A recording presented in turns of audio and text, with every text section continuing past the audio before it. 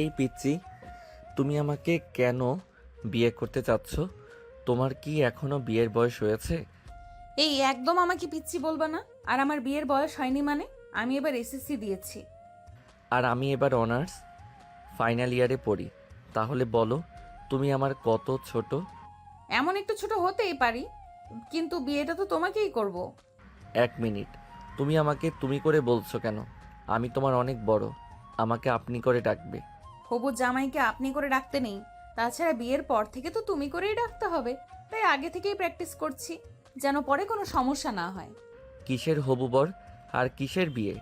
আমি তোমাকে বিয়ে করব না। না বাবু, আমি তো তোমাকেই বিয়ে করব।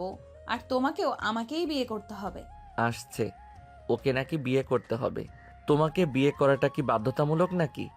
হ্যাঁ যান, কারণ আমার শাশুড়ি আমাকে অনেক পছন্দ করে। ধুর, কি শুরু করেছো এসব? একবার বাবু একবার যান, আমার এসব ফালতু কথা শোনার সময় নেই। আমি নিচে গেলাম। আরে আমার বাবুটা রাগ করছো কেন? অরণ্য তখন কিছু না বলেই তৃষার রুম থেকে বেরিয়ে যায়। তখন তৃষাও তার পিছে পিছে যায়। অরণ্য সিঁড়ি দিয়ে নামার সময় দেখে তারও তৃষার বাবা মা হাসাহাসি করছে আর মিষ্টি মুখ করছে। আসলে তৃষা ও অরণ্যের মায়েরা কলেজ লাইফের বান্ধবী, আর তৃষা অরণ্যকে পছন্দ করে, কিন্তু অরণ্য তাকে নিজের ছোট বোনের মতো দেখে। তৃষা তার বাবা মাকে জানায় যে সে অরণ্যকে বিয়ে করবে। তখন তারা অরণ্যের বাবা মায়ের সাথে ফোনে কথা বলে। তারপর দুই পরিবারই রাজি হয়। আর আজকে অরণ্যরা সবাই তৃষার বাড়িতে এসেছিল বিয়ের দিন তারিখ ঠিক করতে। তখন তারা দুজনকে একা কথা বলতে দেওয়ার জন্য অরণ্যকে তৃষার সাথে তৃষা রুমে পাঠায়। আর তারপর থেকে তো জানেনি। তাহলে চলুন এবার গল্পে ফিরি। অরণ্য আর তৃষা নিচে এসে তাদের বাবা মায়ের পাশে বসলো। মিষ্টিমুখ পর্ব তখন প্রায় শেষ। কি রে অরণ্য, আমাদের পিচ্চি মেয়েটাকে পছন্দ হলো তো? আন্টি, আসলে আমি তো ও মা, তুমি যে কি বলো না, অরণ্য তো আমাকে সেই কবে থেকেই পছন্দ করে। তৃষা অরণ্যের হাত ধরে কথাটি বলে। তৃষার কথা শুনে অরণ্য আকাশ থেকে পড়ল। তার বাবা মা এবং তৃষার বাবা মা একে অপরের দিকে তাকিয়ে মুচকি হাসলেন। দেখো বাবা অরণ্য, তুষা আমাদের খুব লক্ষ্মী মেয়ে, আর তোমাদের দুজনের মধ্যে বোঝাপড়াও তো বেশ ভালো মনে হচ্ছে। কিন্তু আঙ্কেল, আমার তো মনে হয় তৃষা এখন অনেক ছোট। বয়সটা কোনো ব্যাপার নয় বাবা, মনগুলো মিললেই হলো। আর তাছাড়া আমাদের তৃষ্যা তো আর ছোট নেই, এই তো সেদিন মাধ্যমিক দিল। শুনেছ তো, আমি আর পিচ্চিটি নেই।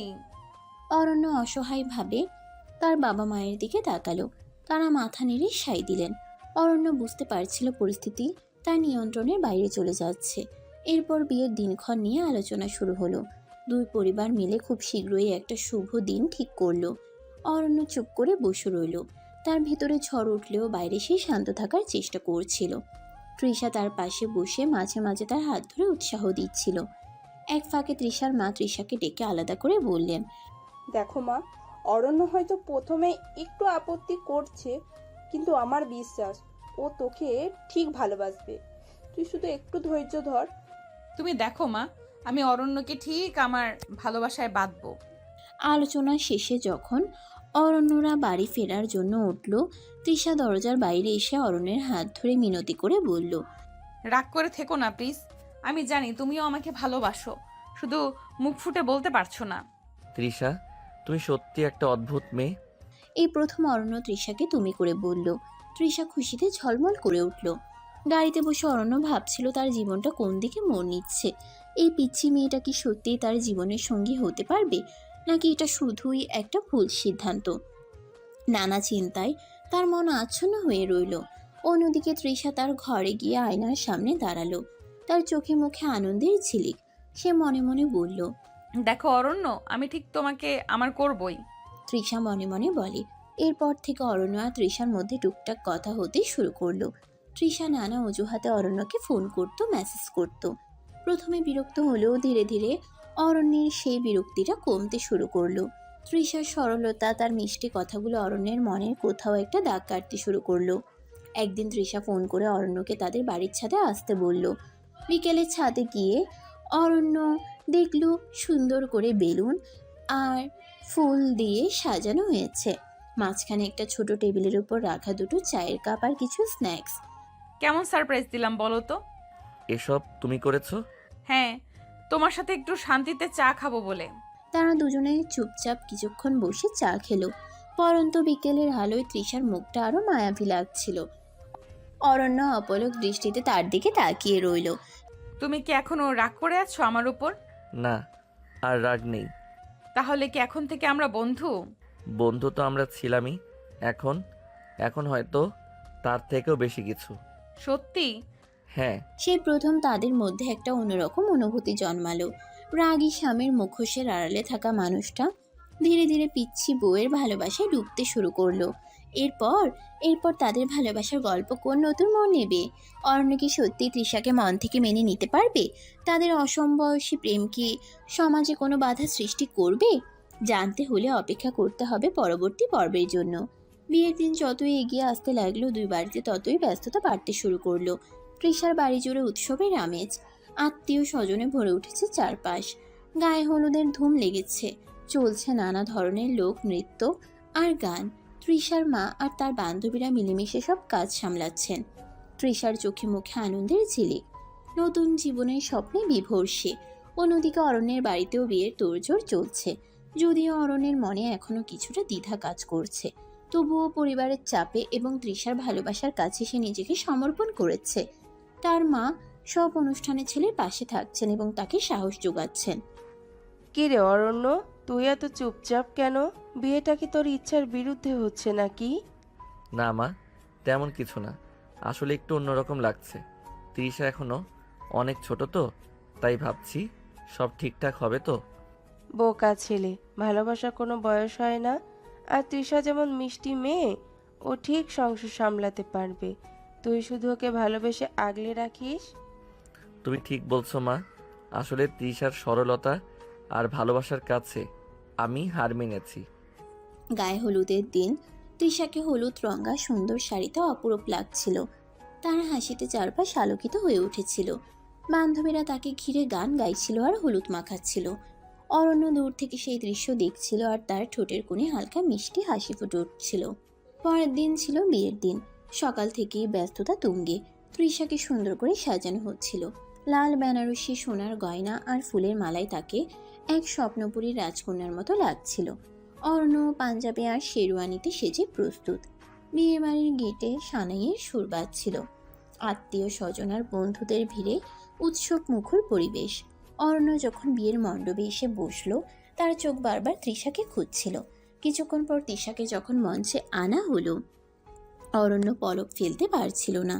লজ্জায় রাঙা মুখ, অপলক চোখের চাহনি। তৃষা যেন সত্যিই কোনো স্বর্গীয় অপ্সরা।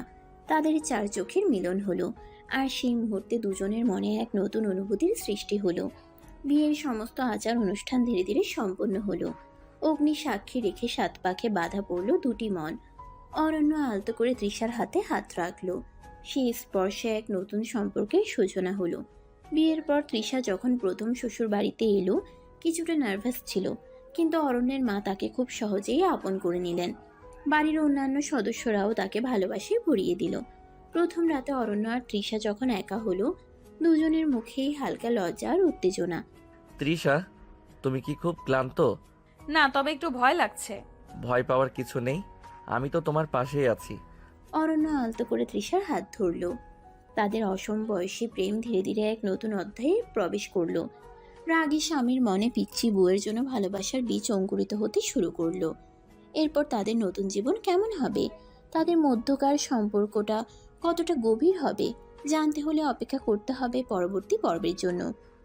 বিয়ের দিন স্থির হওয়ার পর থেকে অরণ্যের কেমন যেন একটা অন্যরকম লাগা শুরু হলো। তৃষার সাথে টুকটাক কথা হয় তার, মেসেজে বা ফোনে। প্রথমে বিরক্ত হলেও এখন সেই কথোপকথনগুলো তার কাছে আর তেমন খারাপ লাগে না। তৃষার সরল প্রশ্ন আর মিষ্টি আবদারগুলো মাঝে মাঝে তার ঠোঁটের কোণে হাসি ফোটায়। তবে এখনো পুরোপুরি দ্বিধা কাটাতে পারেনি সে। অন্যদিকে তৃষা তো মহা খুশি। তার স্বপ্ন সত্যি হতে চলেছে। সে সুযোগ পেলেই অরণ্যকে ফোন করে, নানা বিষয়ে গল্প করে। বিয়ের প্রস্তুতি নিয়ে তার উত্তেজনা চোখে পড়ার মতো।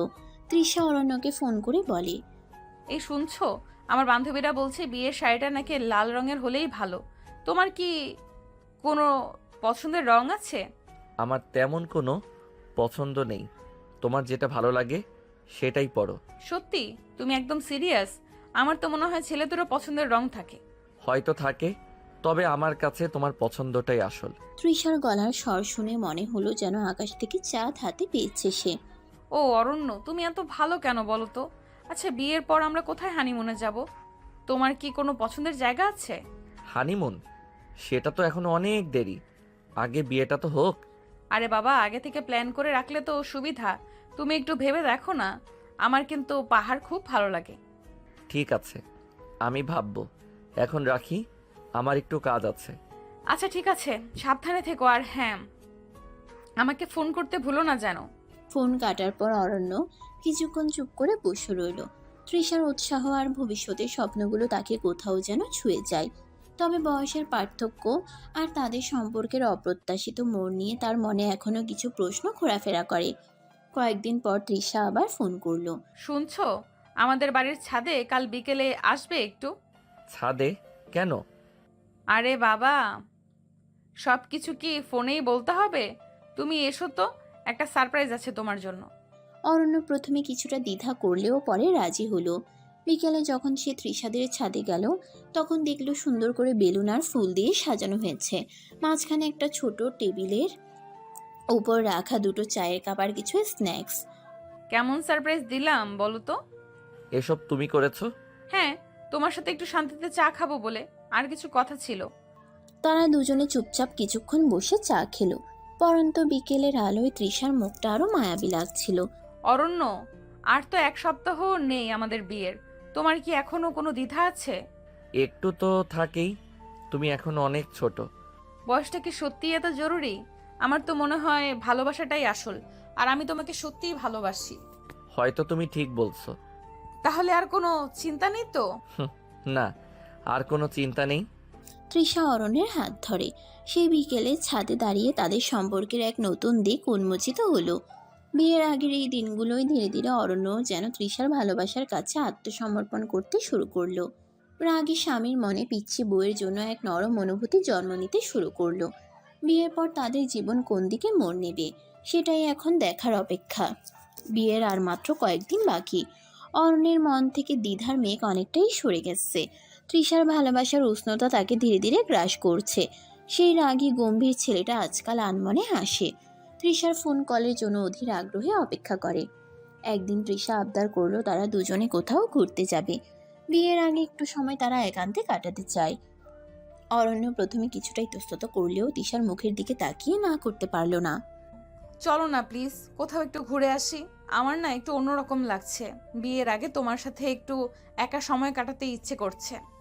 কোথায় যেতে চাও তুমি? এই কদিনের মধ্যে বেশি দূরে যাওয়া তো সম্ভব না। আরে বাবা, বেশি দূরে যেতে হবে না। আমাদের শহরের কাছেই তো একটা সুন্দর লেক আছে, মনে আছে? যেখানে আমরা ছোটবেলায় একবার গিয়েছিলাম। চলো না সেখানে যাই। হ্যাঁ, মনে পড়েছে। ঠিক আছে, চলো এখন যাবে। কালকে সকালে চলো প্লিজ। পরের দিন সকালে অরণ্য তৃষাকে নিয়ে রওনা হলো সেই লেকের উদ্দেশ্যে। পথের দুধারে সবুজ গাছপালা, পাখির কলরব, প্রকৃতি যেন তাদের আগমনের অপেক্ষায় ছিল। গাড়িতে হালকা গান বাজছিল, আর তারা দুজনে চুপচাপ বসে প্রকৃতির শোভা দেখছিল। নীরবতা ভাঙল তৃষার কলকাকলিতে। দেখো না ফুলগুলো কত সুন্দর। আমার মনে হয় যেন সব রং আজ একসাথে মিশেছে। তোমার চোখও আজ তেমনই রঙিন লাগছে। তৃষা লজ্জায় মুখ নামালো, তবে তার ঠোঁটের কোণে এক মিষ্টি হাসি খেলে গেল। লেকের ধারে পৌঁছে তারা কিছুটা সময় হেঁটে বেড়ালো। শান্ত জল, দূরে পাহাড়ের আবছা রেখা, সব মিলিয়ে এক মনোরম পরিবেশ। তৃষা অরণ্যের হাত ধরে আপন মনে কথা বলছিল। তাদের ছোটবেলার স্মৃতি, ভবিষ্যতের স্বপ্ন, সবকিছু যেন আজ তাদের কথার সঙ্গী হয়ে উঠেছে। মনে আছে ছোটবেলায় তুমি কত রাগী ছিলে? সব সময় আমার সাথে ঝগড়া করতে, আর এখন দেখো কেমন শান্ত হয়ে গেছো। সময় বদলায় তৃষা, আর কিছু মানুষের সংস্পর্শে এলে তো আরো বেশি বদলায়। তার মানে আমি তোমার জীবনে এসে তোমাকে বদলে দিয়েছি? বদলে দিয়েছো নয়, আমার জীবনে নতুন মানে এনে দিয়েছো। তারা কিছুক্ষণ চুপ করে লেকের ধারে বসে রইল। সূর্যের আলো তাদের মুখে পড়ছিল, আর তাদের নীরবতা যেন এক গভীর ভালোবাসার প্রকাশ। হঠাৎ তৃষা একটা আইসক্রিমের দোকান দেখতে পেয়ে বায়না ধরলো। অরণ্য হেসে তার আবদার মেটালো। আইসক্রিম খেতে খেতে তারা আবার হাঁটতে শুরু করলো। আমার না আজ খুব ভালো লাগছে। মনে হচ্ছে যেন সব চিন্তা দূর হয়ে গেছে। শুধু তুমি আর আমি এই মুহূর্তটা যেন কখনো শেষ না হয়। আমারও তাই মনে হচ্ছে। তারা লেকে শান্ত পরিবেশে একে অপরের সান্নিধ্যে সময় কাটাতে লাগলো। তাদের প্রথম একসাথে পথ চলা যেন এক নতুন সম্পর্কের সূচনা করলো। রাগী স্বামীর মনে তার পিছিয়ে বউয়ের জন্য যে গভীর টান সৃষ্টি হয়েছে, আজকের দিনটা যেন তারই প্রমাণ। লেকের শান্ত জলের ধারে পরন্ত বিকেলের মিষ্টি আলোয় তৃষার মন যেন আরো বেশি রোমান্টিক হয়ে উঠল। অন্যের হাত ধরে হাঁটতে হাঁটতে সে আনমনে গুনগুন করছিল কোনো পুরনো গান। তৃষা আনন্দের ঝলমল চোখে অরণ্যের দিকে তাকিয়ে বলে, জানো তো, আমার মনে হচ্ছে যেন কোনো স্বপ্ন দেখছি। তুমি আর আমি এমন সুন্দর একটা জায়গা। এটা স্বপ্ন নয়, সত্যি। আর সত্যিটা স্বপ্নের থেকেও সুন্দর। অরণ্য তৃষার দিকে তাকিয়ে মুচকি হাসে। তৃষা হঠাৎ দাঁড়িয়ে পড়ল, অরণ্যের দিকে ঘুরে তার দুহাত ধরল। অরণ্য অবাক হয়ে যায়। তুমি কি জানো, প্রথম যখন তোমাকে দেখেছিলাম তখন থেকে আমার মনে একটা অদ্ভুত ভালো লাগা কাজ করতো। যদিও তুমি সবসময় রাগেরেগি হয়ে থাকতে, তবু আমার মনে হতো তোমার ভেতরের মানুষটা অন্যরকম। সত্যি? আমার তো মনে হতো তুমি আমাকে ভয় পেতে। ভয়? একটুও না, বরং আমার মনে হতো এই রাগের আড়ালে একটা চাপা ভালোবাসা আছে, যেটা শুধু আমার জন্য অপেক্ষা করছে। তৃষা এক পা এগিয়ে এসে অরণ্যের আরো কাছে দাঁড়ালো। তাদের দুজনের চোখের ভাষায় যেন এক গভীর কথোপকথন চলতে লাগলো। আরে আজ দেখো, আমার সেই স্বপ্ন সত্যি হতে চলেছে। আর কটা দিন পরেই আমরা দুজন এক হব। তুমি আমার পাশে সবসময় থাকবে, তাই না? হ্যাঁ, সব সময়। আমি সব সময় তোমার পাশেই থাকবো। তৃষা আলতো করে তার এক হাত দিয়ে অরণ্যের গালে স্পর্শ করলো, তার চোখে গভীর ভালোবাসার মুগ্ধতা। তুমি জানো, আমার মাঝে মাঝে মনে হয় তুমি আমার থেকেও বেশি লাজুক। এত সুন্দর করে কথা বলো, অথচ মুখ ফুটে যেন সবটা বলতে পারো না। হয়তো তাই। আসলে আসলে তোমাকে হারানোর ভয় হয়। বোকা ছেলে, আমি কি আর কোথাও যাচ্ছি? আমি তো সবসময় তোমার কাছেই থাকবো। তৃষা অরণ্যের বুকে মাথা রেখে কথাটি বলে। সেই মুহূর্তে লেকের পা নীরব সাক্ষী হয়ে রইল দুটি হৃদয়ের গভীর ভালোবাসার। তৃষার রোমান্টিক আচরণে অরণ্যের ভেতরে জমে থাকা বরফ যেন ধীরে ধীরে গলতে শুরু করলো। সেও অনুভব করলো তৃষার প্রতি তার হৃদয়ের গভীর টান। কিছুক্ষণ পর তৃষা আবার হেসে উঠল। চলো না, ওই দূরে একটা ফুলের বাগান দেখা যাচ্ছে, আমরা সেখানে একটু ঘুরে আসি। চলো, যেখানে তোমার মন চাই। অরণ্য তৃষার হাত ধরে। তারা দুজনে হাতে হাত ধরে এগিয়ে চলল রঙিন ফুলের বাগানের দিকে। তাদের প্রথম একসাথে পথ চলা ভালোবাসার রঙে আরো রঙিন হয়ে উঠল। রঙিন ফুলের বাগানে কিছুক্ষণ সময় কাটানোর পর সূর্য পশ্চিম আকাশে ঢলে পড়ল। দিনের আলো ম্লান হয়ে আসতে শুরু করলো, আর তাদেরও ফেরার তারা অনুভব হলো। লেকের শান্ত বাতাস আর প্রকৃতির স্নিগ্ধতা তাদের মনকে শান্ত ও স্নিগ্ধ করে তুলেছিল। গাড়িতে ওঠার পর তৃষা কিছুটা নীরব হয়ে গেল। হয়তো সারাদিনের ঘোরাঘুরি আর রোমান্টিক মুহূর্তগুলোর রেশ তার মধ্যে তখনও বিরাজ করছিল। অরণ্য গাড়ির স্টিয়ারিংয়ে হাত রাখতেই তৃষা আলতো করে তার ডান হাতটি ধরল। ক্লান্ত লাগছে? একটু, তবে খুব ভালো লাগছে। আজকের দিনটা আমার সব সময় মনে থাকবে। আমারও। কিছুক্ষণ নীরবতা। গাড়ির মৃদু গতিতে তারা শহরের দিকে এগিয়ে যাচ্ছিল।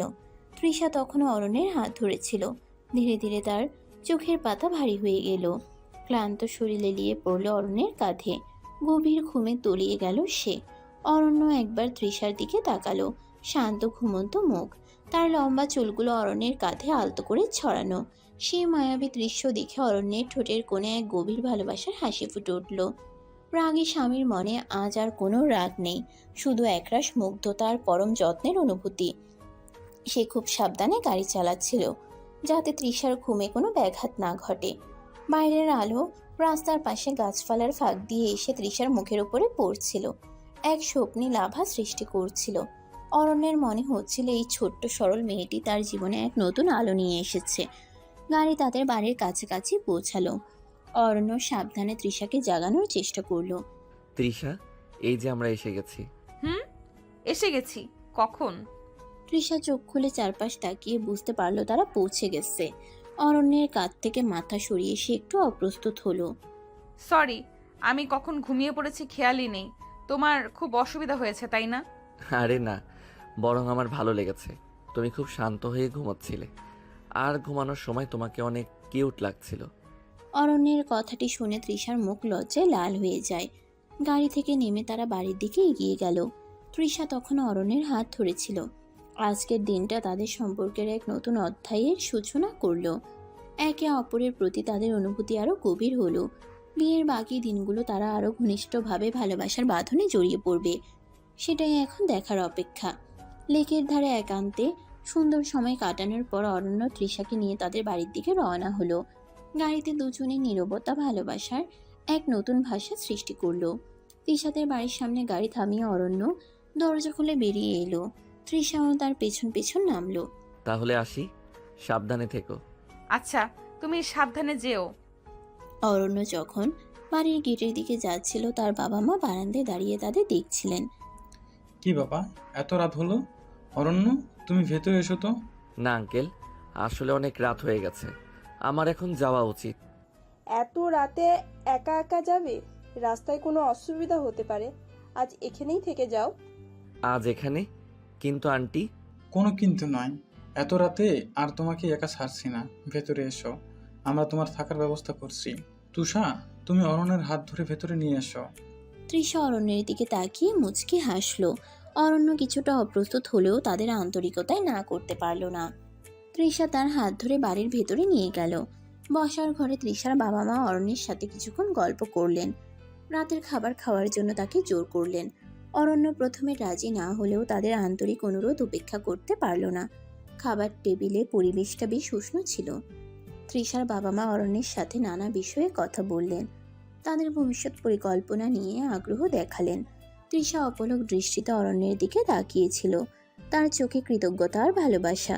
অরণ্য বাবা, তুমি তো এখন আমাদের পরিবারেরই একজন, কোনো সংকোচ করবে না। জি আঙ্কেল, আপনাদের এখানে এসে খুব ভালো লাগছে। তাহলে আর দেরি কেন, চলো সবাই একসাথেই রাতের খাবার খায়। এরপর তারা সবাই একসাথে খাবার টেবিলে বসলো।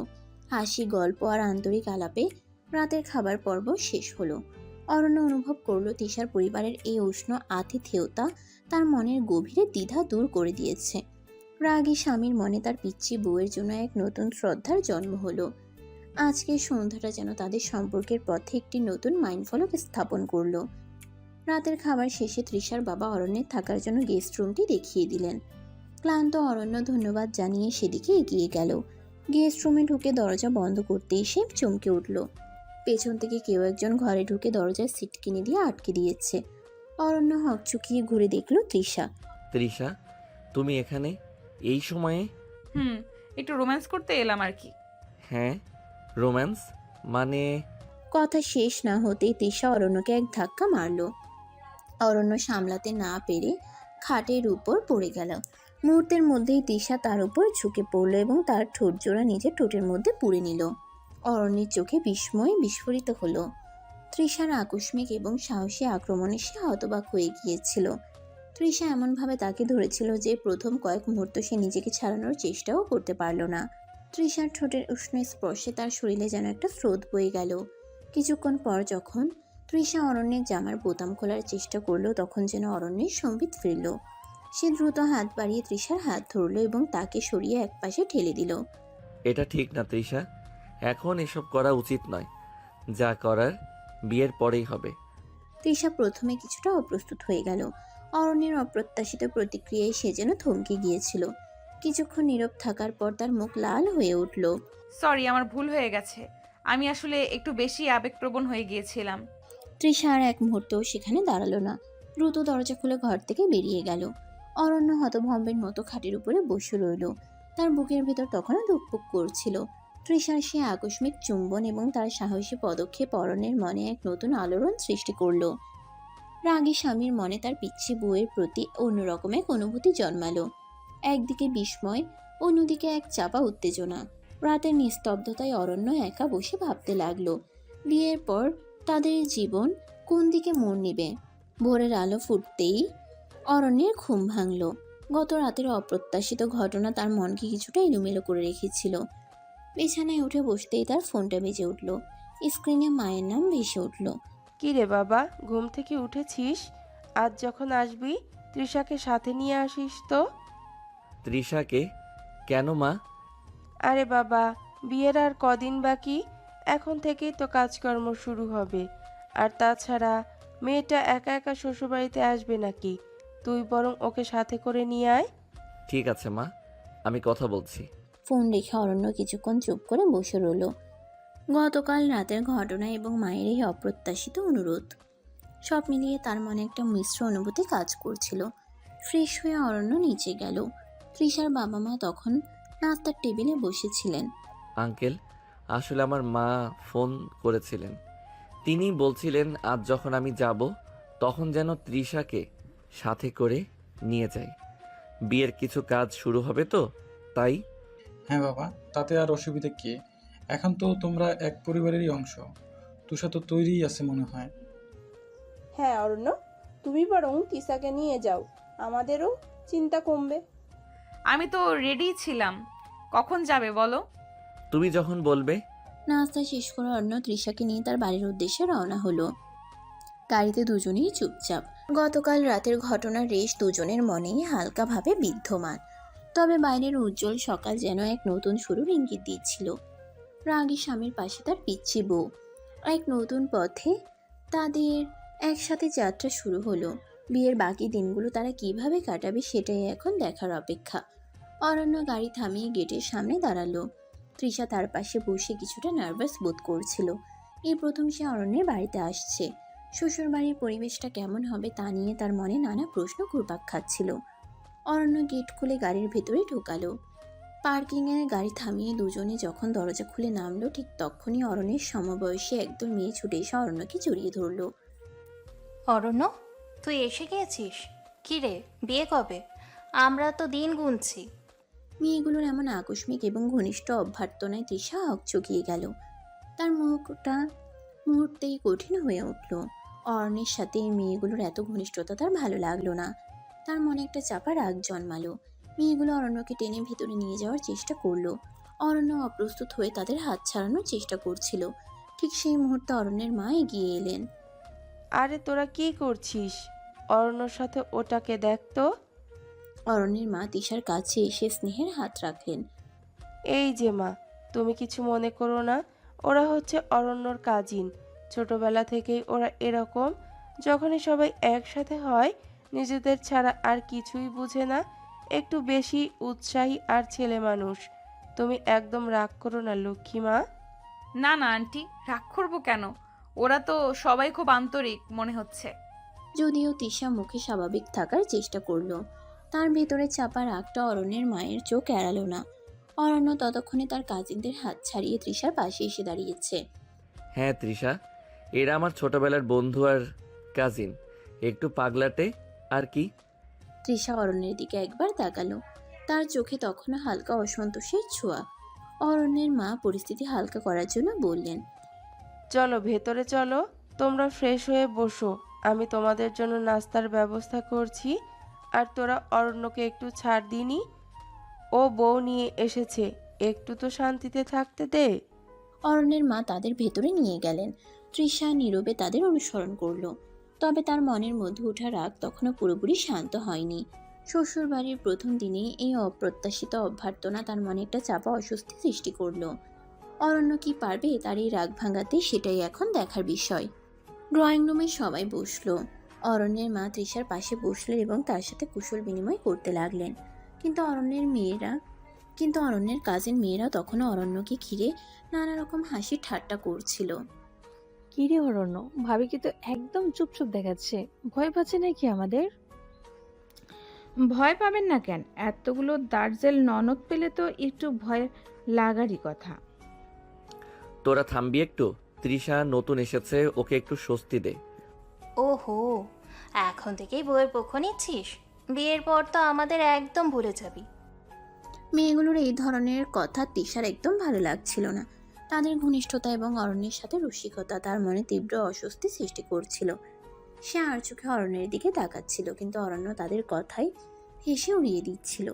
অরণ্যের মা সবার উদ্দেশ্যে বলে, এই তোরা এবার থাম, দেখছিস না বাড়ির নতুন বউ, একটু সম্মান দে।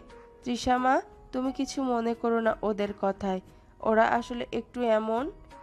না আন্টি, কিছু মনে করিনি, ওরা তো খুব মিশুকে। যদিও তৃষা মুখে স্বাভাবিক থাকার চেষ্টা করছিল, তার ভেতরের চাপা রাগ ক্রমশ বাড়ছিল। এই মেয়েগুলো যেন তাদের ব্যক্তিগত পরিসরে অনধিকার প্রবেশ করছে।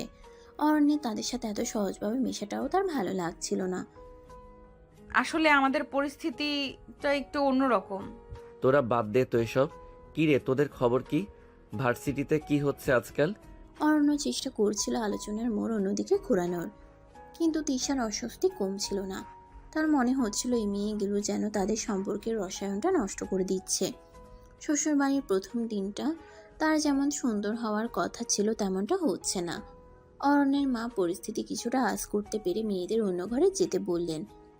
তোরা যা তো, ভেতরে গিয়ে গল্প কর গিয়ে।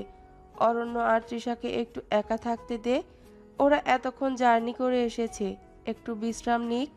অরণ্যের মায়ের কথায় মেয়েরা অনিচ্ছা সত্ত্বেও উঠল এবং অন্য ঘরে চলে গেল। তৃষা একটা স্বস্তির নিঃশ্বাস ফেলল। অরণ্য তার দিকে তাকিয়ে হালকা হেসে বলল, ওরা একটু হেমনই, ছোটবেলা থেকে একসাথে বড় হয়েছি তো, তাই কিছু মনে করো না। কিছু মনে করার কি আছে, তোমরা সবাই তো খুব ভালো বন্ধু। তৃষার কণ্ঠের শীতলতা অরণ্যের নজর এড়ালো না। সে বুঝতে পারল তার কাজিনদের আচরণ তৃষার মনে খারাপ লাগার সৃষ্টি করেছে। এখন তাকে এই পরিস্থিতি সামাল দিতে হবে। অরণ্যের কাজিন মেয়েরা অন্য ঘরে গেলেও তাদের হাসির আওয়াজ ভেসে আসছিল। মাঝে মাঝে তাদের কেউ কেউ দরজার কাছে উকি মারছিল আর অরণ্যের সাথে দু একটা দুষ্টু কথা বলছিল। তৃষার চোয়াল শক্ত হয়ে আসছিল, তার রাগ ক্রমশ বাড়ছিল।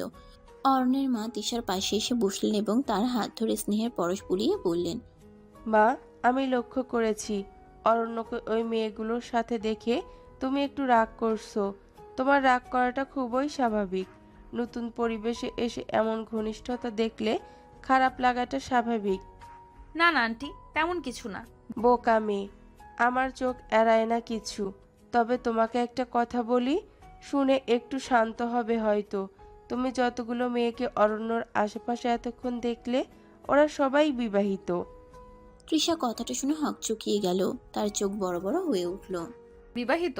বিবাহিত হলে ওরা এমন করছে কেন? আর ওনাদের হাজবেন্ডরা কিছু বলছে না কেন? ওই যে বললাম, এরা সবাই ছোটবেলা থেকেই এমন। একসাথে হলেই আর অন্য কিছু মনে থাকে না। নিজেদের মধ্যে খুনসুটি, হাসি ঠাট্টা লেগেই থাকে। ওদের মধ্যে কোনো খারাপ উদ্দেশ্য নেই মা, বিশ্বাস করো।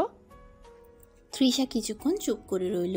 অরণ্যের মায়ের কথাগুলো যেন তার মনের মেয়ে কিছুটা সরিয়ে দিল। বিবাহিত জানার পর তার রাগ কিছুটা কমলো। মেয়েগুলোর আচরণ হয়তো সত্যিই ছেলে মানুষ আর নিছক মজা করার উদ্দেশ্যই ছিল।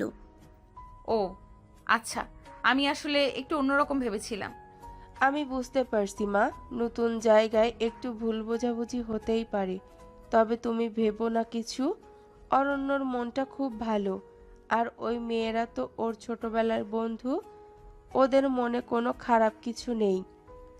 তৃষা একটু শান্ত হলো, তার মুখের কঠিন ভাবটা কিছুটা নরম হলো।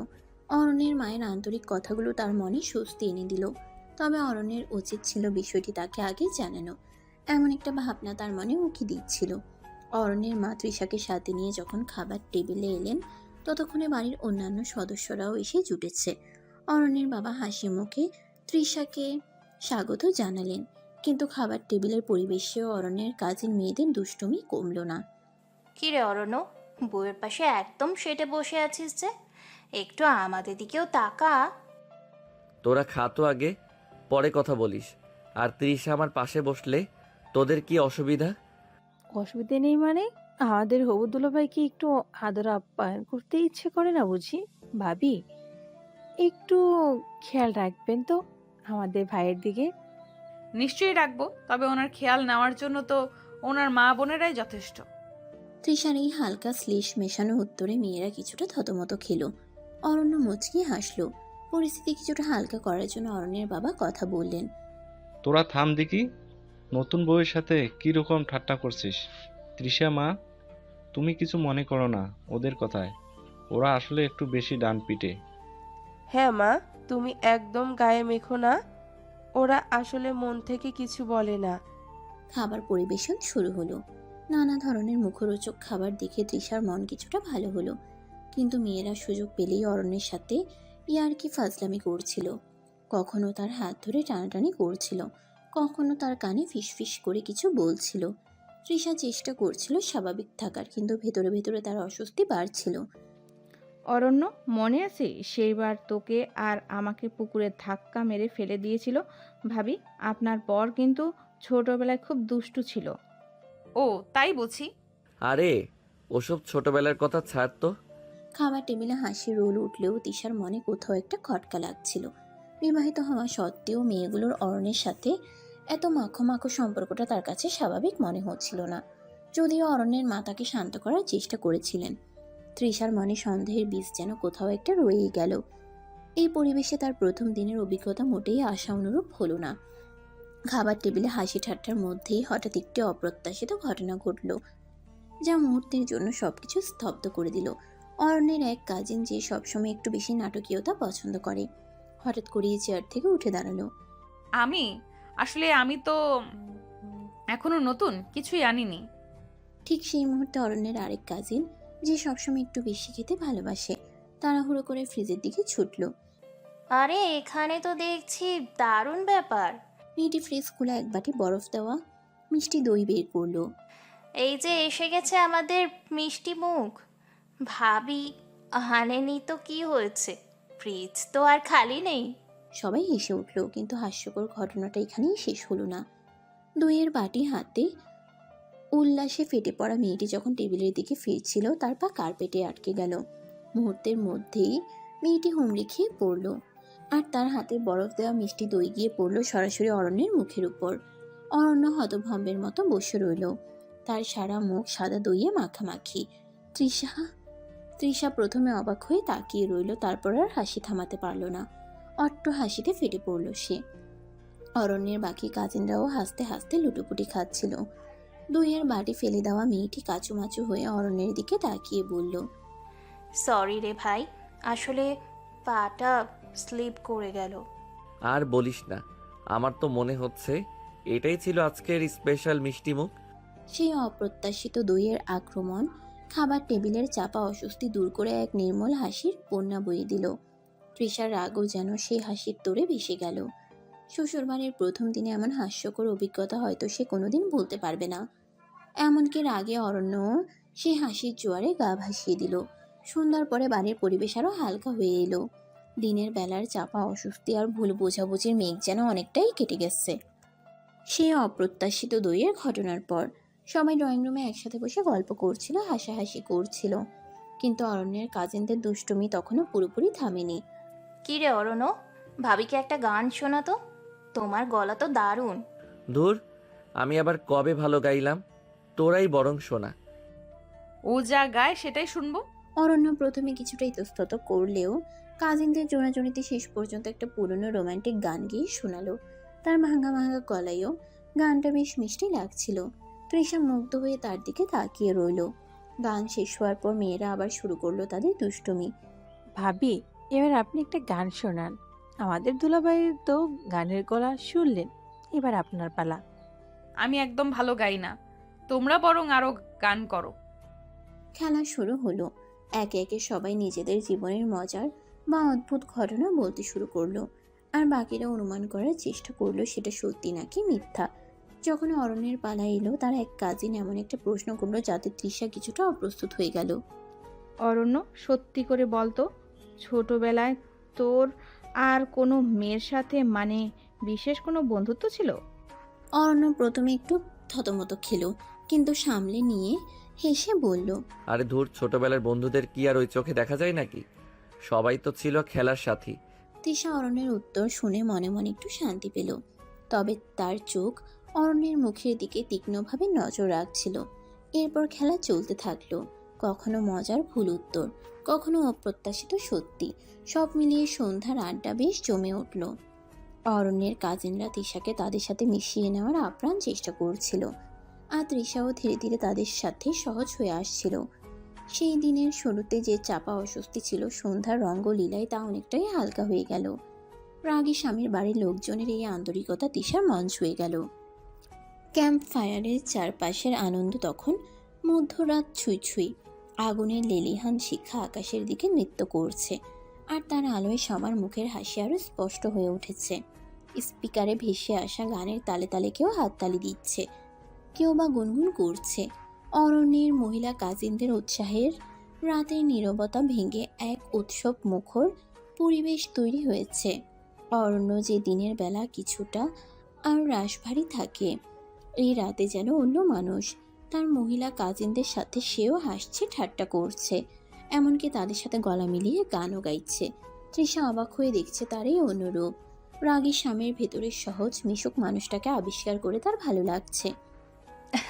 ভাবি, দেখলেন তো আপনার বর কিন্তু ভেতরে ভেতরে একদম অন্যরকম। আমাদের সাথে মিশলে ওর রাগ কোথায় পালায় কে জানে। হ্যাঁ, আমি দেখছি, ভালোই লাগছে। তৃষা অরণ্যের দিকে তাকিয়ে কথাটি বলে, তখনই অরণ্যের বন্ধু শুভ গিটার বাজাতে বাজাতে বলে। অরণ্য আর আপত্তি করতে পারল না। সে আলতো করে তৃষার হাত ধরল। আগুনের আবছা আলোয় তারা দুজনে খুব ধীরে ধীরে নাচতে শুরু করলো। তাদের চোখে চোখ পড়তেই এক নীরব ভালোবাসার আদান প্রদান হলো। চারপাশের হইচইয়ের মধ্যে তারাও যেন নিজেদের এক আলাদা জগৎ খুঁজে পেল।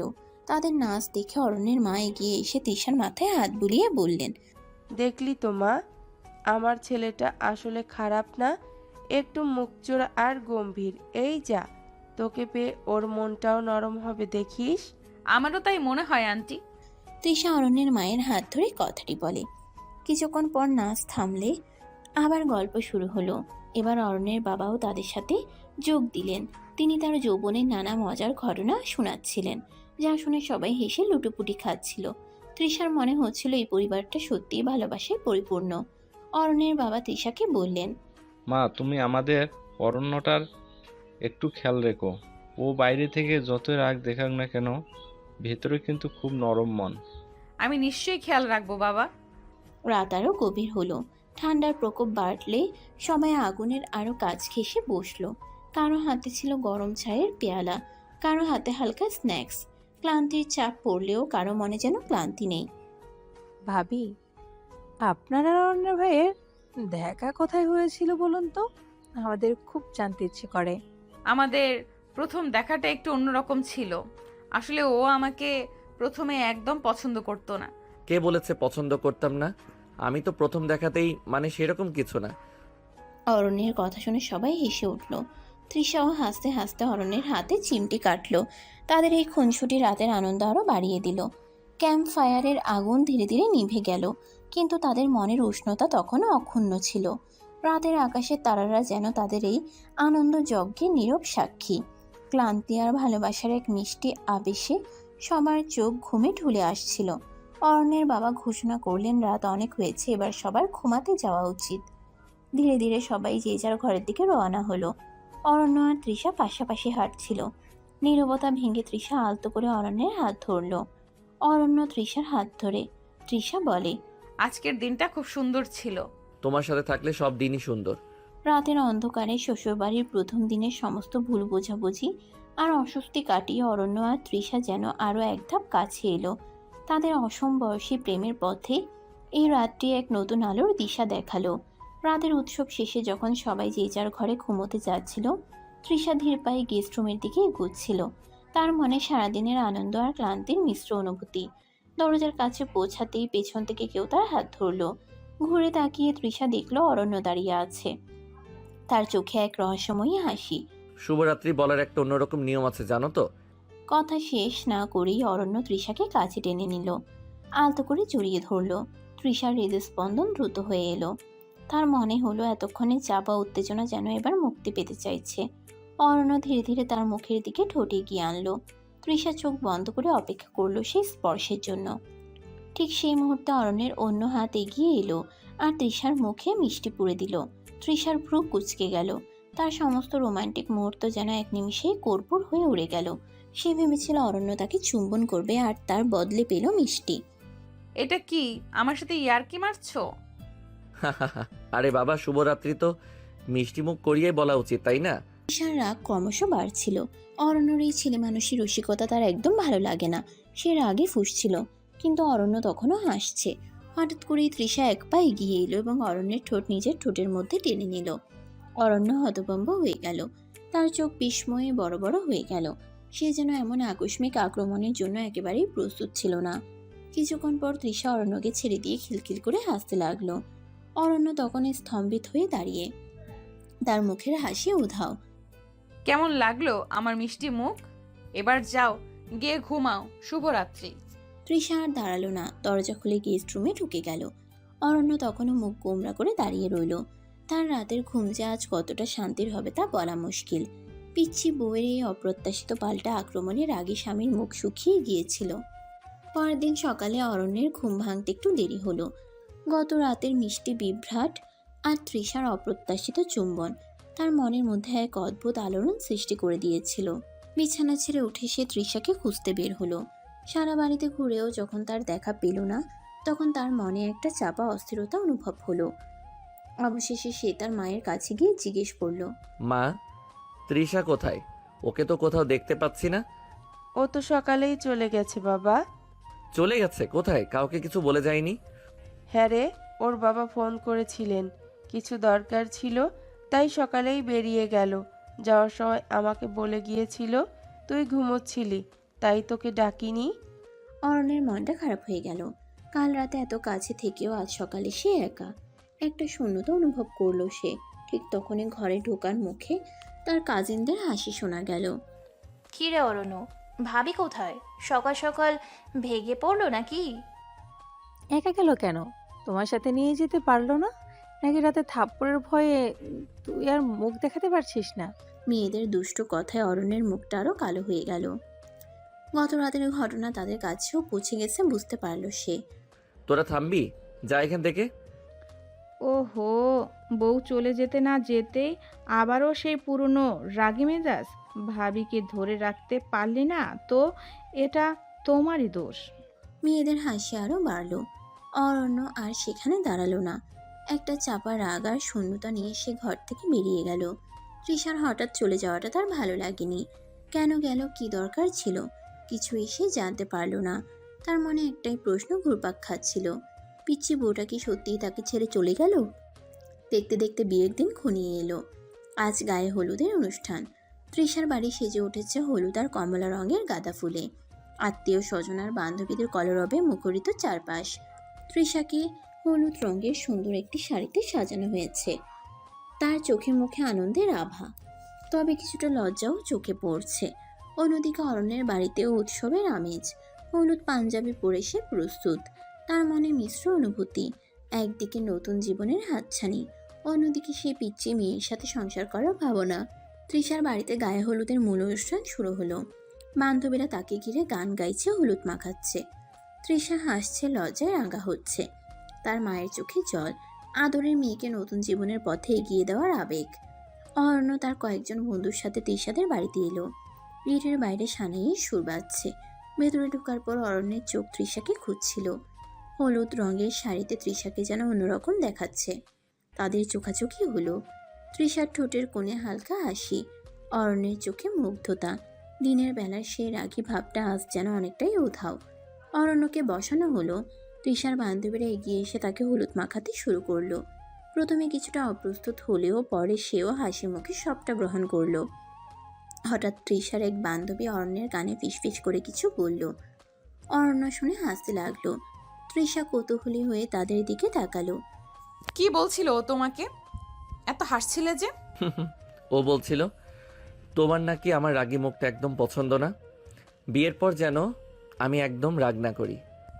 একদম ঠিক বলেছে। খবরদার, বিয়ের পর যদি রাগ করো তো দেখবে মজা।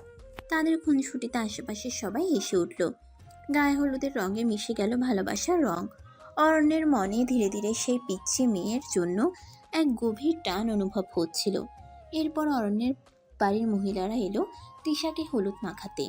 তাদের আশীর্বাদে ভরে উঠল তৃষার ভবিষ্যৎ। সন্ধ্যায় দুই বাড়িতে গান নাচের অনুষ্ঠান হলো। সবাই আনন্দে মেতে উঠল। গায়ে হলুদের এই আনন্দ ঘন পরিবেশে অরণ্য আর তৃষা যেন আরও এক ধাপ কাছে এলো। তাদের অসমবয়সী প্রেম ধীরে ধীরে পরিণতি পাচ্ছিল। বিয়ের সেই শুভ মুহূর্তের জন্য তারা অধীর আগ্রহে অপেক্ষা করতে লাগলো। গায়ে হলুদের আনন্দ উল্লাস শেষ হওয়ার পর রাত গভীর হলো। আত্মীয় স্বজন এবং বন্ধুদের আনাগোনা কমে গেলে অরণ্য তার নিজের ঘরে এসে বসলো। সারাদিনের ব্যস্ততা আর হট্টগোলের পর চারপাশ শান্ত হয়ে এসেছে, কিন্তু অরণ্যের মনটা কিছুতেই শান্ত হচ্ছিল না। গায়ে হলুদের সন্ধ্যায় তৃষার হাসি মাখা মুখ, তার লজ্জা রাঙা আভা, সবকিছু তার চোখের সামনে ভেসে উঠছিল। অথচ এখন সে একা। তৃষা তার পাশে নেই। হঠাৎ তার মনে হলো এই কয়েকদিনে সে যেন তৃষার উপস্থিতি টের পেতে শুরু করেছে। সে পিচ্চি মেয়ের মিষ্টি বকুনি, তার সরল আবদার, এমনকি তার অপ্রত্যাশিত রাগও যেন এখন তার কাছে এক অন্যরকম ভালো লাগা নিয়ে আসে। আজ রাতে সেই সব কিছু অনুপস্থিত। অরণ্য জানালার পাশে গিয়ে দাঁড়ালো। রাতের আকাশ ভরা তারা, দূরে টিমটিম করে কিছু আলো দেখা যাচ্ছে। তার মনে হলো তৃষাও হয়তো এখন তার বাড়িতে একা বসে আছে, বিয়ের পরে নতুন জীবনের স্বপ্ন দেখছে। একটা দীর্ঘশ্বাস বেরিয়ে এলো তার বুক থেকে। এই কয়েকদিন আগেও সে এই বিয়ে নিয়ে কত দ্বিধায় ভুগেছে। তৃষাকে তার ছোট বোনের মতো মনে হতো, কিন্তু গায়ে হলুদের সন্ধ্যায় যখন তাদের চোকাচোকি হয়েছিল তখন সে এক নতুন অনুভূতি টের পেয়েছিল। তৃষার চোখের সেই গভীর চাউনি যেন তার মনের সব দ্বিধা দূর করে দিয়েছিল। আজ রাতে সে অনুভূতি আরো তীব্র হলো। সে অনুভব করলো তৃষাকে ছাড়া তার ভালো লাগছে না।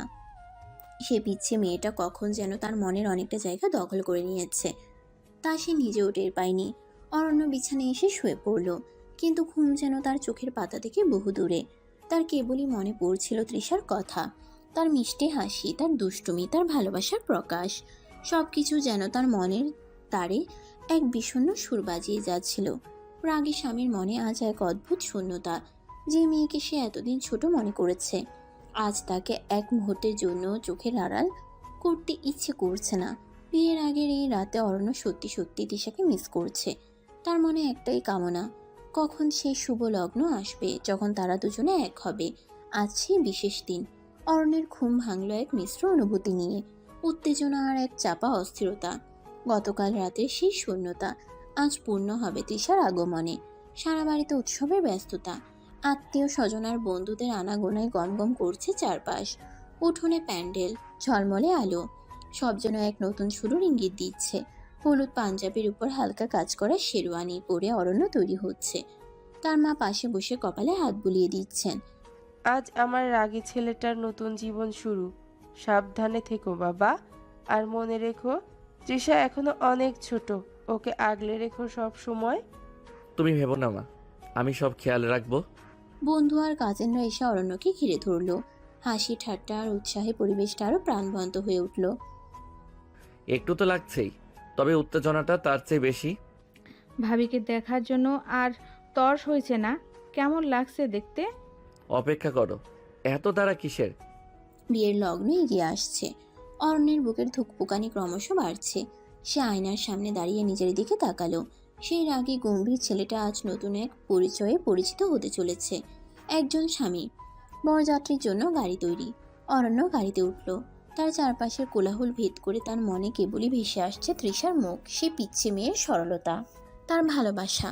সবকিছু আজ এক নতুন মাত্রা পেতে চলেছে। গাড়ি ধীরে ধীরে তৃষাদের বাড়ির দিকে রওনা হলো। পথের দুধারের চেনা দৃশ্যগুলো আজ যেন অন্যরকম লাগছে। অরণ্যের মনে একটাই ভাবনা, আর কিছুক্ষণের অপেক্ষা। তারপর সেই মিষ্টি মুখ, সে ভালোবাসার স্পর্শ, সবকিছু তার হবে। রাগী স্বামীর জীবনে আজ এক নতুন অধ্যায়ের সূচনা হতে চলেছে। অবশেষে বরযাত্রীর গাড়ি তৃষাদের বাড়ির গেটের সামনে এসে থামল। সানাইয়ের করুণ সুর তখন বাতাসে ভাসছে। অরণ্যের বুকের ধুকপুকানি আরো বেড়ে গেল। গেটের বাইরে বহু মানুষের ভিড়। গাড়ি থেকে নামতেই অরণ্য দেখল গেট আটকে দাঁড়িয়েছে একদল তরুণী। তাদের মুখে হাসি হাসি, তবে চোখে দুষ্টুমির ঝিলিক। এরা আর কেউ নয়, তৃষার বান্ধবী ও কাজিন দল। অরণ্য মুচকি হেসে তার সাথে থাকে একটি ছোট বাক্স এগিয়ে দিল। বক্স খুলে মেয়েরা খুশিতে চিৎকার দিয়ে উঠল। তাতে ছিল সুন্দর কিছু গয়না আর মিষ্টি। তাদের আবদার পূর্ণ হওয়ার পর মেয়েরা হাসি মুখে গেটের তালা খুলে দিল। অরণ্য বন্ধুদের সাথে ভেতরে প্রবেশ করলো। উঠোনে তখন বহু লোকের সমাগম। চারদিকে আলো ঝলমল করছে, আর সানাইয়ের সুর যেন বিষাদের মধ্যেও এক আনন্দের বার্তা বয়ে আনছে। অরণ্যের চোখ খুঁজছিল সেই মুখটি, যার জন্য সে এতক্ষণ অপেক্ষা করছিল, সেই পিচ্চি মেয়েটা যে আজ থেকে তার জীবনের সঙ্গী হতে চলেছে। গেটের এই ছোট্ট বাধা পেরোনোর পর তার মন আরও অস্থির হয়ে উঠল সেই শুভ মুহূর্তের জন্য, যখন তাদের দুজনের মিলন হবে। গেটের বাধা পেরিয়ে অরণ্য ধীরে ধীরে এগিয়ে গেল বিয়ের মঞ্চের দিকে। সেখানে তার জন্য সুন্দর করে আসন সাজানো হয়েছে। চারপাশে আলো রোশনাই, ফুলের সুবাস আর আত্মীয় স্বজনের গুঞ্জন। অরণ্য মঞ্চে গিয়ে বসলো। তার মন তখনও অস্থির, কেবলই অপেক্ষা সেই বিশেষ মানুষটির জন্য। কিছুক্ষণ পর মণ্ডপের দিকে এক স্নিগ্ধ আলো পড়ল। সকলে উৎসুক হয়ে সেদিকে তাকালো।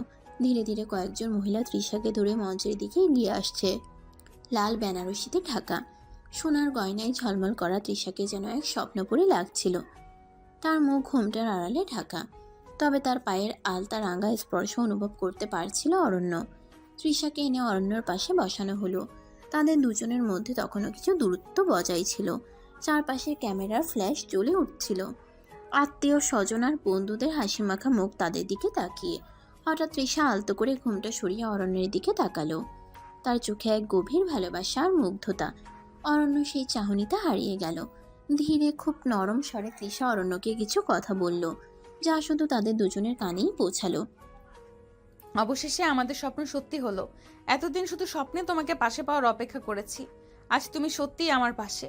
বিশ্বাস করো, আমার খুব ভালো লাগছে। একটুও ভয় করছে না, কারণ আমি জানি তুমি সব সময় আমার খেয়াল রাখবে। আমার রাগী স্বামীটা আসলে ভেতরে কতটা নরম তা তো আমি জানি। দিশার এই রোমান্টিক কথাগুলো অরণ্যের হৃদয়ে এক নতুন ঢেউ তুলল।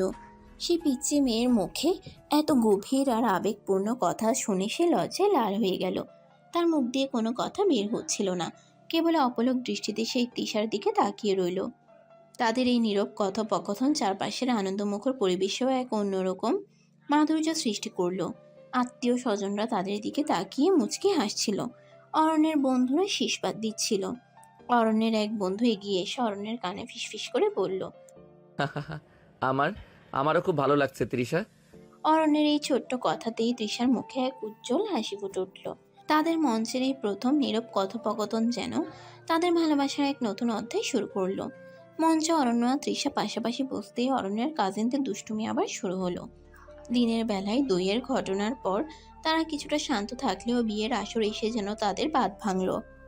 কিরে অরণ্য, বউয়ের পাশে একদম চুপচাপ, ভয় লাগছে নাকি? ওনার আশেপাশে এত পাহারাদার থাকতে কেউ সাহস করবেন নাকি? পাহারাদার তো আমরাই, তবে মাঝে মাঝে একটু ছাড় দেব কেমন?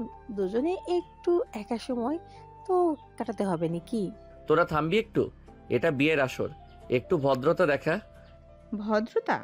ওটা তো আমাদের ডিকশনারিতে নেই দুলা ভাই। তবে ভাবির জন্য আমরা স্পেশাল ছাড় দিতে পারি। ভাবি যা বলবেন তাই হবে। বিয়ের মন্ত্রপাঠ শুরু হতেই মেয়েরা কিছুটা শান্ত হলো, তবে তাদের চোখের ইশারা আর মুচকি হাসি চলতেই থাকলো। যখন মালা বদলের সময় এলো, তখন এক মজার কাণ্ড ঘটালো অরণ্যের এক কাজিন। অরণ্য যখন তৃষার গলায় মালা পরাতে গেল, তখন পিছন থেকে এক কাজিন তার পা টেনে ধরলো। অরণ্য টাল মাটাল হয়ে পড়ছিল, কোনো মতে সামলে নিয়ে মালা পরালো। এরপর যখন তৃষার পালা, তখন আরেক কাজিন তৃষার হাত ধরে টেনে রাখলো, যাতে সে সহজে অরণ্যের গলায় মালা পরাতে না পারে। এসব দুষ্টুমিতে অরণ্য প্রথমে কিছুটা বিরক্ত হলেও পরে হাসতে বাধ্য হলো।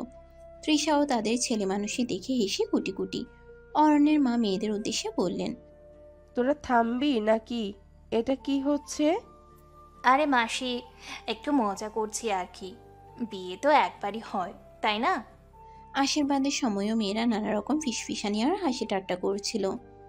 কেউ বলছিল, ভাবি আমাদের ভাইটাকে একটু শাসন করে রাখবেন। দুলা ভাই, ভাবি সব কথা শুনবেন তো? সব মিলিয়ে বিয়ের আসরটা বেশ আনন্দমুখর হয়ে উঠেছিল, যদিও মাঝে মাঝে অরণ্য একটু অপ্রস্তুত হয়ে পড়ছিল। তৃষা অবশ্য তাদের দুষ্টুমি বেশ উপভোগ করছিল। শ্বশুরবাড়ির লোকজনের এই আন্তরিকতা আর ছেলে মানুষের আচরণ তার মন জয় করে নিচ্ছিল। রাগী স্বামীর বাড়ির এই রঙ্গ যেন বিয়ের আনন্দ আরও কয়েকগুণ বাড়িয়ে দিল। মালা বদলের পর্ব শেষ হতেই কাজী সাহেব মঞ্চের দিকে এগিয়ে এলেন।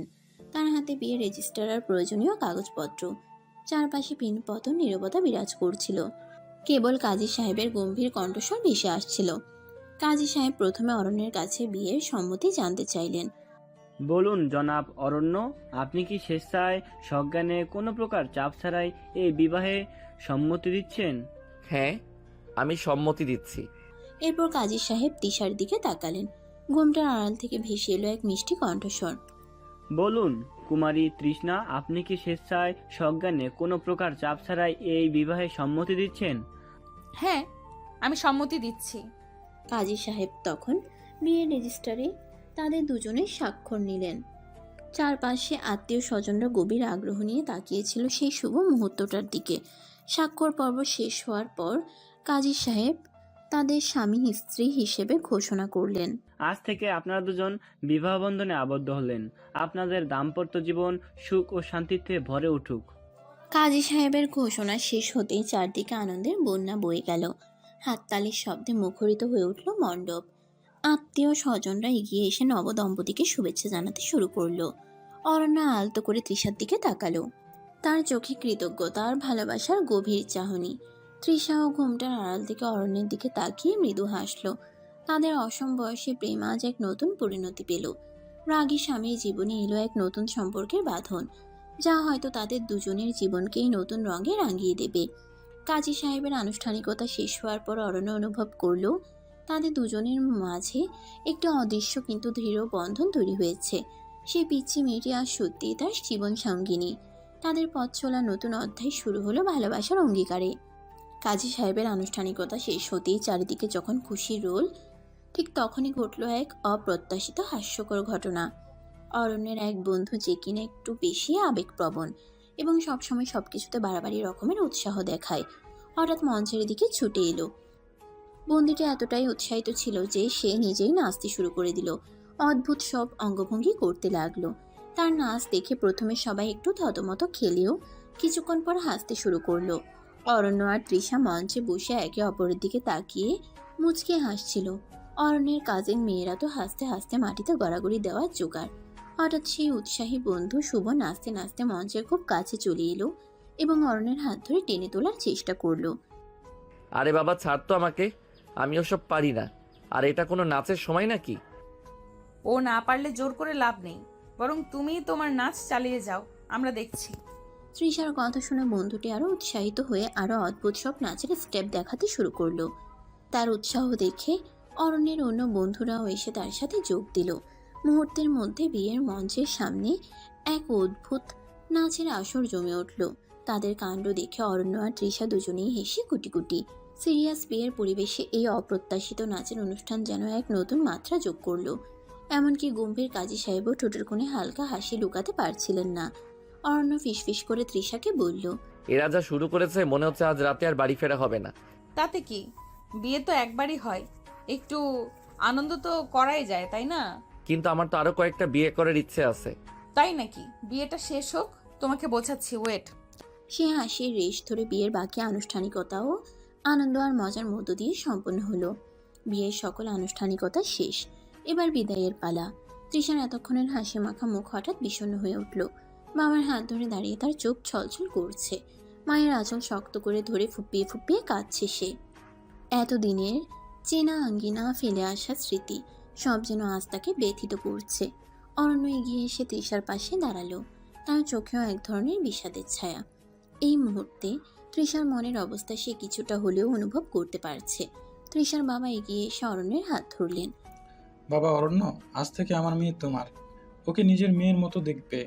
ওর কোনো কষ্ট যেন না হয়। ও এখনো অনেক ছোট, হয়তো নতুন পরিবেশে মানিয়ে নিতে একটু সময় লাগবে। তুমি ওর পাশে থেকো সব সময়। আমি কথা দিচ্ছি আঙ্কেল, আমি সব সময় তৃষার খেয়াল রাখবো, ওর কোনো কষ্ট হতে দেব না। তৃষার মা এগিয়ে এসে তার কপালে চুমু খেলেন। চোখের জলে ভেসে যাচ্ছিল তার মুখ। মা আমার, সাবধানে যাস। শ্বশুর বাড়ি সবাইকে আপন করে নিস। আর কোনো প্রয়োজন হলে আমাকে ফোন করবি, একদম মন খারাপ করবি না। তোমরা সাবধানে থেকো মা, বাবা, আমি তোমাদের খুব মিস করব। অরণ্য আলতো করে তৃষার হাত ধরল। বিদায়ের এই বেদনা বিধুর মুহূর্তে সে অনুভব করলো তৃষার ভেতরের কোমলতা আর তার পরিবারের প্রতি গভীর টান।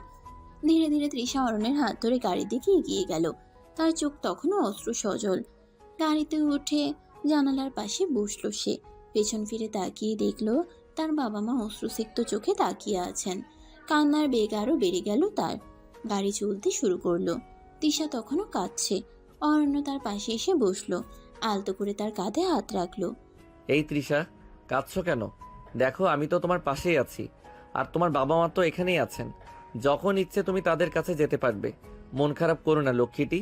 তৃষা অরণ্যের দিকে তাকালো। তার চোখে তখনও জল। অরণ্যের হাতের স্পর্শে কিছুটা শান্ত হলো সে। আমার খুব খারাপ লাগছে অরণ্য, বাবাকে মাকে ছেড়ে যেতে কষ্ট হচ্ছে। আমি বুঝতে পারছি, নতুন জায়গায় যেতে একটু খারাপ তো লাগেই, কিন্তু দেখো আমার বাড়িও তো তোমার বাড়ি, সেখানে সবাই তোমাকে ভালোবাসবে। আর আমি তো সব সময় তোমার সাথে আছি, তুমি একদম একা নও। অরণ্য নিজের রুমাল দিয়ে তৃষার চোখের জল মুছিয়ে দিল। তার শান্ত আর স্নেহপূর্ণ কথাগুলো তৃষার মনে কিছুটা হলেও সান্ত্বনা জোগালো। রাগী স্বামীর এই কোমল রূপ দেখে তৃষার মন শান্ত হলো। বিদায়ের অশ্রু জল ধীরে ধীরে থামলো, আর এক নতুন জীবনের পথে তারা দুজনে একসাথে এগিয়ে চলল। দীর্ঘ পথ পেরিয়ে অরণ্য আর তৃষার গাড়ি অবশেষে অরণ্যদের বাড়ির গেটে এসে থামলো। বাড়ির মহিলারা শঙ্খধ্বনি আর উলুধ্বনি দিয়ে নতুন বধূকে বরণ করে নিলেন। তৃষার চোখে মুখে তখনও বিদায়ের সামান্য রেশ লেগে থাকলেও নতুন পরিবেশে পা রাখার উত্তেজনাও স্পষ্ট। অরণ্যের মা এগিয়ে এসে স্নেহের সাথে তৃষার হাত ধরে বাড়ির ভেতরে নিয়ে গেলেন। বাড়ির মেয়েরা তৃষাকে ঘিরে ধরলো, তার রূপের প্রশংসা করলো। এরপর সবাই মিলে তৃষাকে বাড়ির সবচেয়ে সুন্দর করে সাজানো ঘরটিতে নিয়ে গেল। তাদের বাসর ঘর। ঘরটি সুন্দর ফুল আর আলো দিয়ে সাজানো হয়েছে। মিষ্টি সুগন্ধে ভরে উঠেছে চারপাশ। তৃষাকে খাটের মাঝখানে বসানো হলো। অরণ্যের কাজিন মেয়েরা তখন দরজার বাইরে উকিঝুঁকি মারছিল আর ফিসফিস করে কথা বলছিল। যা ভেবেছিলাম ভাবি তার থেকেও বেশি সুন্দরী। আজ রাতে কি হবে ভাবলেই আমার হাসি পাচ্ছে। মেয়েরা দরজা সামান্য ফাঁক করে ভেতরে উকি মারছিল আর অরণ্যকে নানা রকম ইশারা করছিল। তাদের দুষ্টুমি দেখে তৃষার মুখ লজ্জায় লাল হয়ে গেল। সে মাথা নিচু করে বসে রইল। অরণ্য ঘরে ঢুকতেই মেয়েরা খিলখিল করে হেসে উঠল এবং নানা রকম টিপ্পনি কাটতে শুরু করলো। কি রে অরণ্য, আর তর সইছে না বুঝি? দরজা লাগিয়ে দে।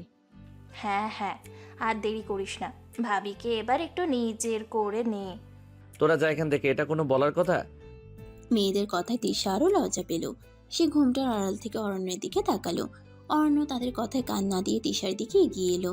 তুমি কি ক্লান্ত? একটু বিশ্রাম করবে? অরণ্য তৃষার পাশে বসলো। তাদের চারপাশে তখনও অরণ্যের কাজিনদের চাপা হাসির শব্দ ভেসে আসছিল। নতুন নীড়ে নতুন জীবনের প্রথম রাতে লজ্জা আর ভালোবাসার এক মিষ্টি আবেশ তাদের ঘিরে ধরল। বাসর ঘরটি যেন এক স্বপ্নপুরী।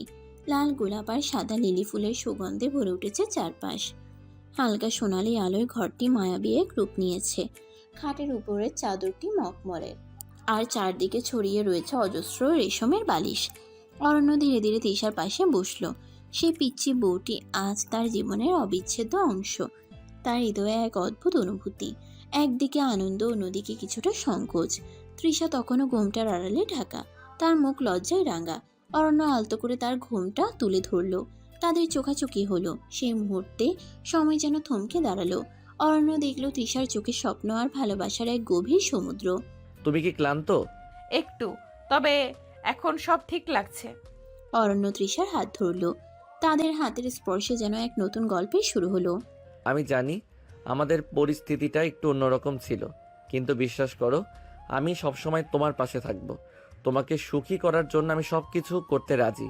আমি জানি, আমার কোনো সন্দেহ নেই। তারা কিছুক্ষণ চুপ করে বসে রইল।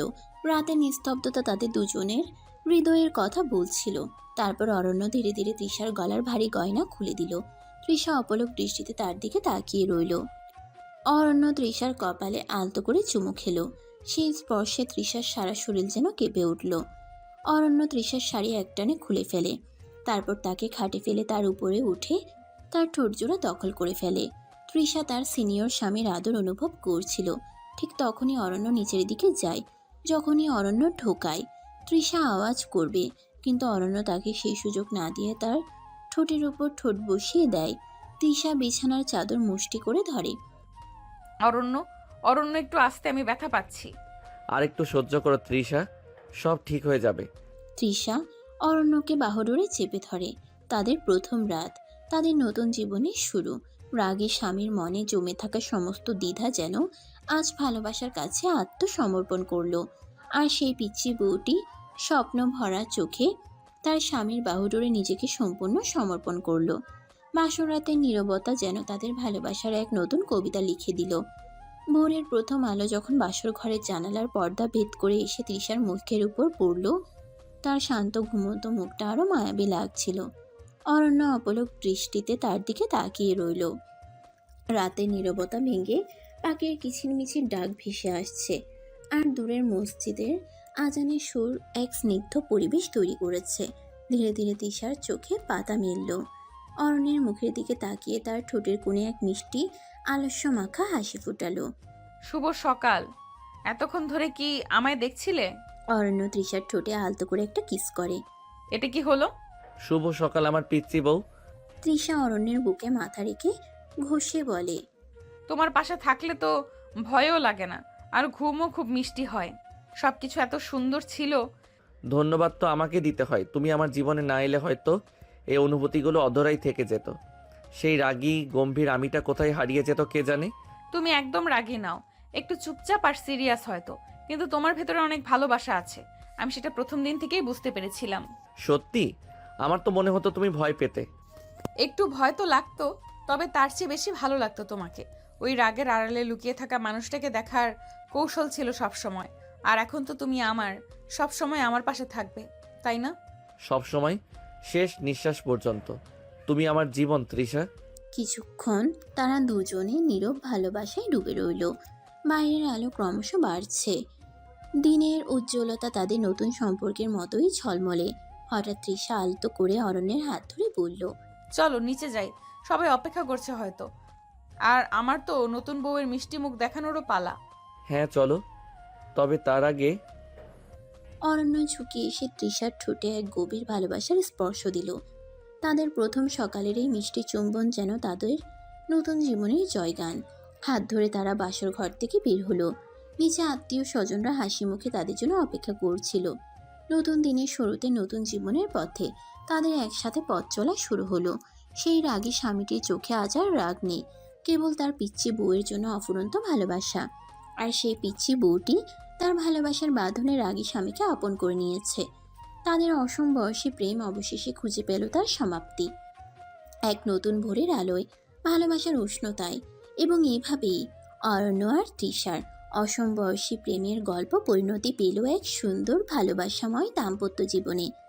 যে সম্পর্ক শুরু হয়েছিল কিছুটা অপ্রত্যাশিতভাবে, যেখানে ধীরে ধীরে জন্ম নিল গভীর অনুরাগ আর বোঝাপড়া। অরণ্যের চাপা স্বভাব আর রাগী মুখোশের আড়ালে লুকিয়ে থাকা নরম হৃদয়। তৃষার সরলতার ভালোবাসার স্পর্শে জেগে উঠল, আর তৃষা তার তরুণ হৃদয় দিয়ে বুঝিয়ে দিল ভালোবাসার কোনো নির্দিষ্ট বয়স বা সংজ্ঞা হয় না। তাদের পথ চলা হয়তো সবসময় মসৃণ ছিল না। সমাজের চোখে বয়সের পার্থক্য, এসব বাধা তাদের সম্মুখীন হতে হয়েছে, কিন্তু তাদের দুজনের অটুট বিশ্বাস আর একে অপরের প্রতি গভীর টান সব প্রতিকূলতাকে জয় করতে সাহায্য করেছে। তৃষার ধৈর্য আর অরণ্যের ধীরে ধীরে নিজেকে উজাড় করে দেওয়া, এই রসায়ন তাদের সম্পর্ককে আরও মজবুত করেছে। এই গল্পের শিক্ষা একটাই, ভালোবাসা খাঁটি হলে, বিশ্বাস অটুট থাকলে, বয়সের ভেদাভেদ বা সমাজের বাধা কোনো কিছুই সেই ভালোবাসাকে আটকাতে পারে না। প্রয়োজন শুধু একে অপরের প্রতি সম্মান, বোঝাপড়া আর নিঃস্বার্থ ভালোবাসা। অরণ্য আর তৃষার কাহিনী সেই চিন্তনকেই প্রতিষ্ঠা করে। তাদের জীবন প্রমাণ করে সত্যিকারের ভালোবাসা সবসময়ই সুন্দর এবং চিরন্তন। তারা দুজনে তাদের নতুন জীবন শুরু করলো এক নতুন ভোরের আলোয়, যেখানে শুধুই ছিল ভালোবাসার উষ্ণতা আর একে অপরের প্রতি গভীর নির্ভরতা। তাদের সুখী দাম্পত্য জীবনের শুরু হলো ভালোবাসার বন্ধনে আবদ্ধ হয়ে। সমাপ্ত।